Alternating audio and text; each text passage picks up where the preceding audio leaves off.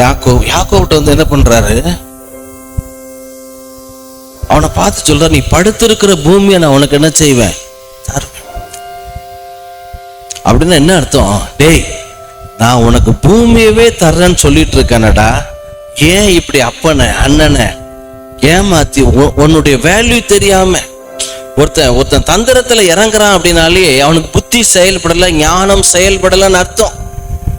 ஃபேமிலியில சரி, சொத்து காரியங்கள்ல சரி, டோன்ட் யூஸ் யுவர் மேனிபுலேஷன். தந்திரங்கள் எங்க யூஸ் பண்ணப்படுதோ அங்க தேவனுடைய ஞானம், தேவனுடைய புத்தி செயல்படாது. ஒரே தேசத்துல ஒரு அந்த கிங் வந்து தந்திரத்துல செயல்படுதான்.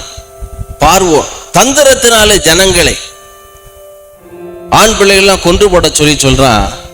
எங்கெங்கெல்லாம் தந்திரங்கள் இருக்கோ அங்க தேவ பிள்ளைகளுக்கு ஆதரவாக கர்த்தருடைய விரல், கர்த்தருடைய கரம், ஆவியானவர் எகிப்துல இறங்கினாரா? கரங்களை தட்டும். அல்லேலூயா.